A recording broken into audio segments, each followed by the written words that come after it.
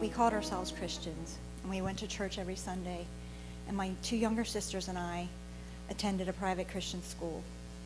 It all looked really pretty on the outside, but inside, the reality was we were all very broken. My parents were both workaholics. My mother was physically and emotionally abusive, and rarely missed an opportunity to remind me what a burden I was to her. My father was a high-functioning alcoholic, and he sexually abused me in my early teenage years. There were no boundaries for me in our home. My mom could come in the middle of the night in a rage, or my dad could come into my room when I was dressing, or if I was in the bathroom bathing, or he could even come into my bed at night. There was no place I felt safe growing up. There were brief moments when my mother would let down her guard and she would share her love of music with me or her love of baking. But mostly it was my father who shared love with me until that became something twisted later on. In church and school, I learned a theology strong on God's judgment and weak on God's grace. I learned that I was a sinner and that I needed to honor and obey my parents. We were strongly encouraged not to question our teachings because this was questioning God and a sin. And all of these things combined to fuel thoughts of suicide for me. And somewhere along the line, I decided if God couldn't love me, then I was going to give him a reason not to. At 15, I shared the secret of my father's abuse and was kicked out of school and labeled a liar. A few months later, I found myself in a foster home, badly broken and unable to trust or receive love. I shut them out, I shut God out. And as a result, I was very lonely. The suicidal thoughts I had continued to plague me throughout my high school years. And as I graduated high school, my life of survival really began. And I came out into the world angry, bitter, and full of unforgiveness. I self-medicated an undiagnosed bipolar disorder with alcohol, drugs, heavy metal music, and sex. I dared life to swallow me whole so I didn't have to end it. At 23, God gave me a beautiful gift that I didn't deserve.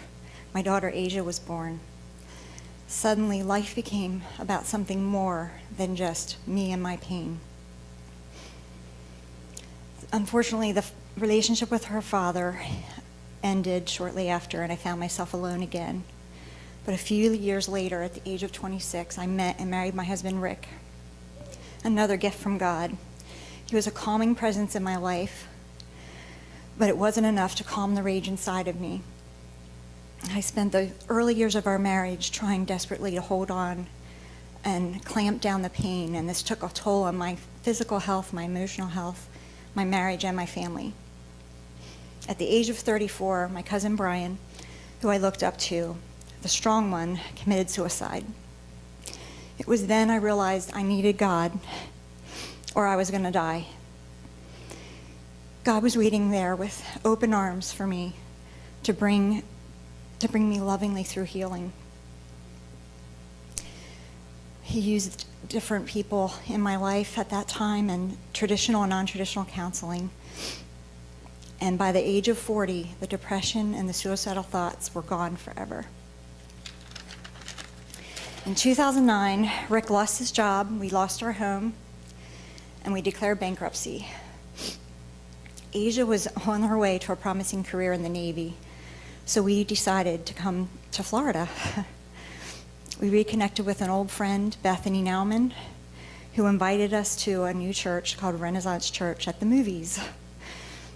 And God began to work on us. Shortly after we moved here, Asia was discharged from the Navy and Rick lost his job. But through these things, I realized we had a church family.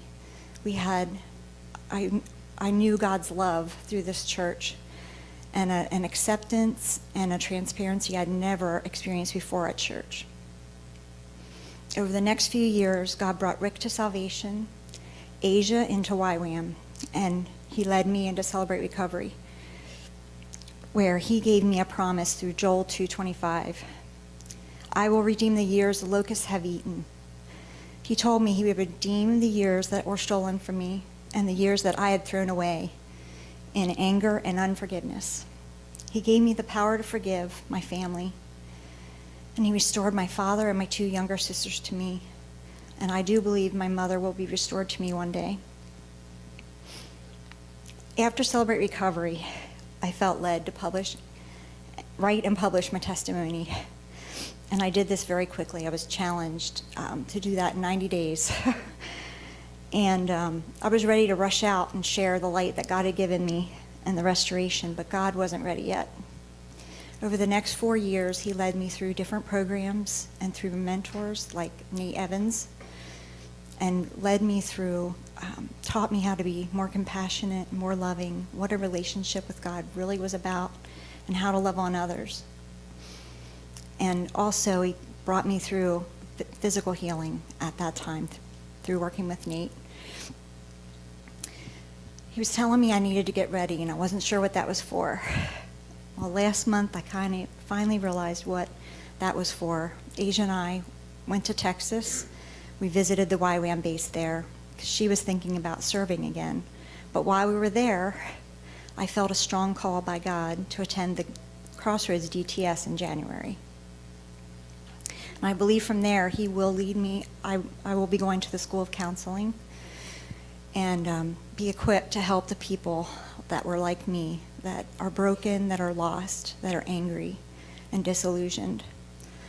So I thank you so much for letting me share. And I would say to you, if you're sitting here and you're wondering if God is the answer for you, come here, hang out, connect with some of the people in this room in a small group or one-on-one, and ask God to show up, and I promise you he will.